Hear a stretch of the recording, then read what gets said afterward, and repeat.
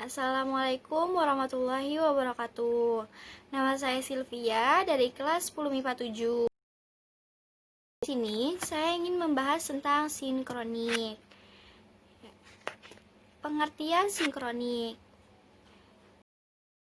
Sinkronik memiliki arti meluas dalam ruang, akan tetapi memiliki batasan dalam waktu. Biasanya, metode sinkronik selalu digunakan terhadap ilmu-ilmu sosial. Kata sinkronik sendiri berasal dari bahasa Yunani, yaitu kata shen yang artinya dengan dan kronos yang artinya waktu. Metode sinkronik lebih menekankan kepada struktur yang artinya meluas dalam ruang. Sinkronik dapat menganalisa sesuatu saat tertentu, jadi tidak berusaha untuk menarik kesimpulan mengenai perkembangan suatu peristiwa yang berpengaruh pada kondisi saat ini, tapi hanya menganalisa suatu kondisi saat itu. Jadi, pengertian sinkronik ialah cara berpikir dalam mempelajari struktur suatu peristiwa pada sejarah dalam kurun waktu tertentu, atau dapat diartikan mempelajari segala sesuatu yang berhubungan dengan suatu peristiwa atau kejadian yang terjadi pada suatu masa. Kedua, yaitu tentang ciri-ciri sinkronik. Ciri-ciri sinkronik di sini ada 6. Yang pertama yaitu mempelajari peristiwa yang terjadi saat masa tertentu. Yang kedua, dalam mempelajari peristiwa selalu memfokuskan terhadap pola-pola, gejala-gejala, dan karakter. Yang ketiga, tidak mempunyai konsep perbandingan. Yang keempat, memiliki jangkauan yang lebih sempit. Yang kelima, mempelajari secara mendalam. Dan yang keenam, kajiannya yang sistematis. Sifatnya horizontal. Maksud bersifat horizontal yaitu memanjang pada ruang dan terbatas dalam waktu. Jadi umumnya menjelaskan peristiwa hanya intinya saja. Sinkronik.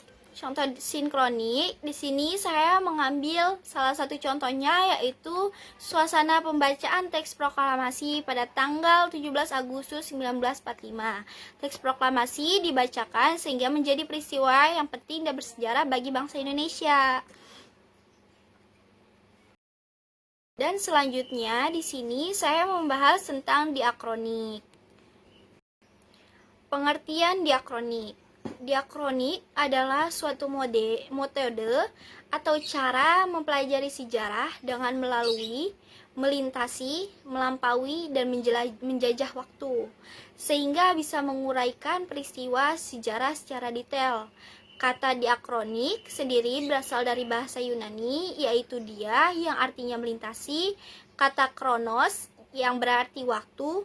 Jadi diakronik diartikan sebagai melintasi, dan kita akan membahas tentang ciri-ciri diakronik. Ciri diakronik di sini ada 6. Yang pertama yaitu memanjang berdimensi waktu. Kedua, terus bergerak, hubungan kausalitas. Yang ketiga, bersifat naratif, berproses, dan bertransformasi.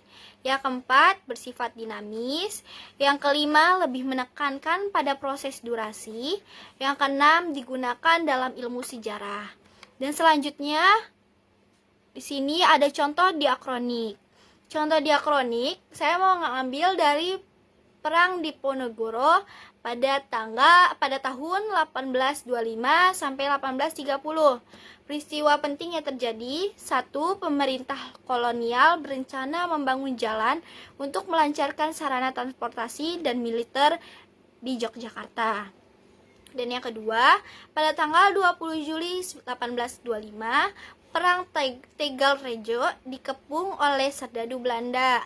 Dan yang ketiga, Diponegoro dan pengikutnya menyusun strategi gerilya.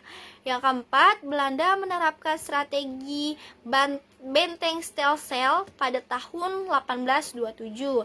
Dan yang kelima, tahun 1829, Kiai Maja ditangkap. Dan yang keenam, Pangeran Diponegoro tertangkap di Magelang pada tanggal 25 Maret 1930.